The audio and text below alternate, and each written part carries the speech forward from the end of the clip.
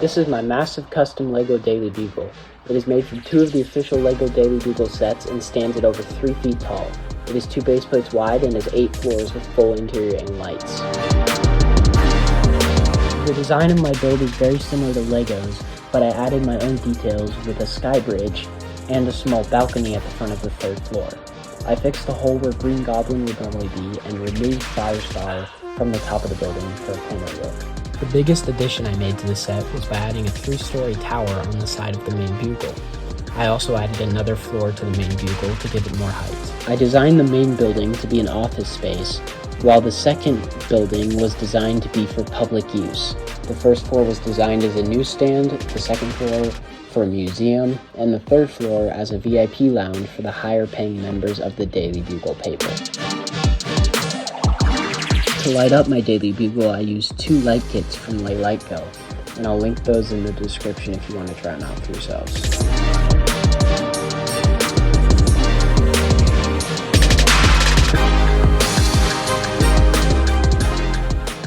Alright, so on the 1st floor of my Daily Bugle, you'll find lots of scenes relating to various Marvel movies. So the first scene over here is Uncle Ben being robbed, and this scene is from Spider-Man. This part wasn't actually a direct scene in Spider-Man, but I still thought it'd be cool to include something like this just in the side of my city. So this is kind of in a side alley, so I thought it'd be perfect for right here. And then as you move to the front, you'll notice Goblin flying out and throwing a pumpkin bomb in the back. So that relates more to the scene inside, which I'll get to in just a minute. In the middle right here, you have this little area with a bench as well as a newspaper stand. You can see a line of people getting their newspapers.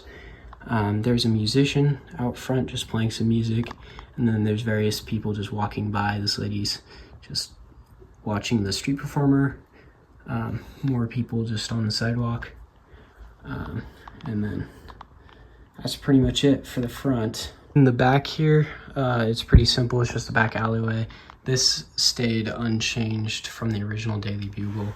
And then on my design over here, I have that exit door with that spider web and that light, all of which are lit up.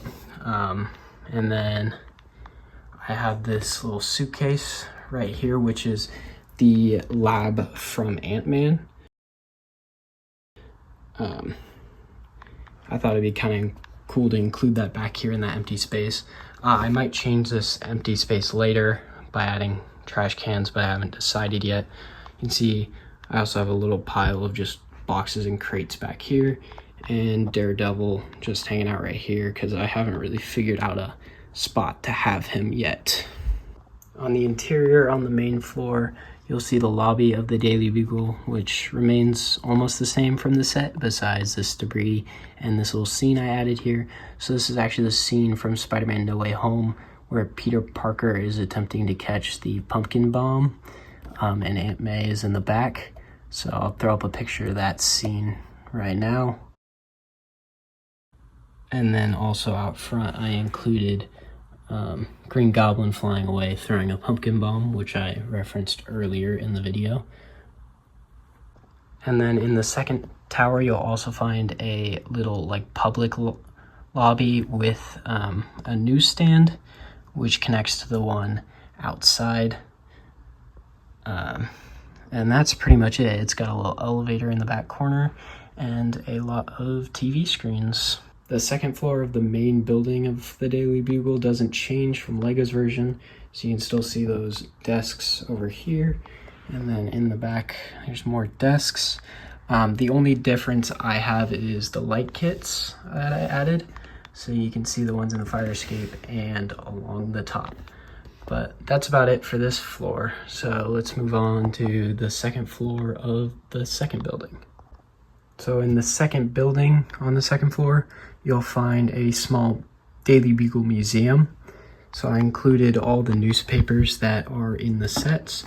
So if you look in some of these cases, you'll find the different newspapers that are included in the set. In that case, those are like special editions. And then over here, I just included all the rest of the ones. that are in the set. And then right in front is a little display where they would play live news and then have the current issue of the Daily Bugle newspaper. So I thought this was a little cool room to add because it just gave something for guests to look at when they go to the Daily Bugle. They can go check out the Daily Bugle Museum. The third floor of my Daily Bugle is designed to be a VIP lounge for VIP members of the Daily Bugle.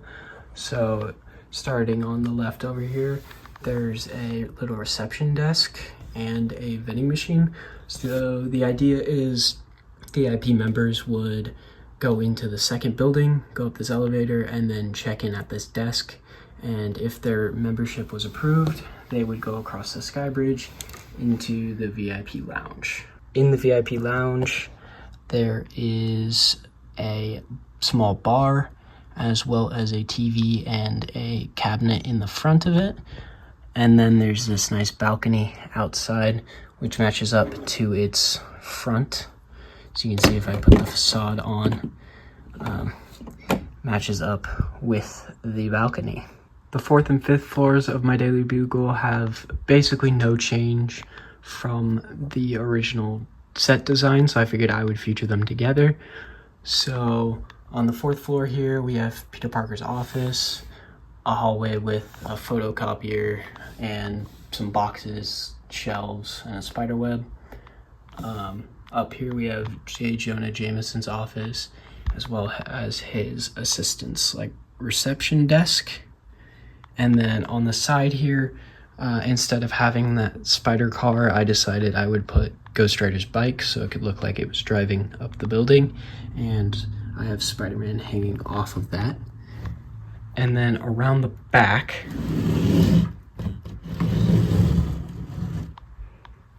on the back, I have this little sign from the actual set, except it has lights, the air vent, and the entrance to the balcony, which you saw on the level below, and that also has a working light. This is the roof for the second building. So on top here, I have a scene from Spider-Man Homecoming. I featured this scene in one of my recent YouTube shorts, so if you want to go watch that, I'll have it linked, and I'll put a link to it in the top of the screen right now. But anyway, it's the Vulture on top of a billboard, and Spider-Man is swinging up to him. He's in his homemade costume. And then for lights, I have a blue light kind of shining up from the roof. The wires are a little messy right now, but I think it looks great on top of the second building, and that caps off the second building. And then finally, we have the roof for the main building. This again remains mostly unchanged from the original set. However, I do have more lights, so there's these lights which shine up towards the sign. And then I also have minifigures, so I have Hawkeye and Kate Bishop over here. Falcon in his Captain America uniform is flying over here. And then in the back, I have Blade and Morbius fighting over here. I decided to remove Firestar from the top of the Bugle because I thought it would look cleaner in my skyline. But yeah, that's pretty much it. This is definitely one of my all-time favorite LEGO buildings. I love the height it gives my city, and I love how it looks on the city streets. I'm so glad I was able to add all the scenes that I added, because I think it really gives a lot of character to my city and makes it feel more alive. Consider liking and subscribing so you can see future projects like this. I plan on doing a full city overview in the coming weeks, so be prepared for that, and I'll see you guys later. Bye.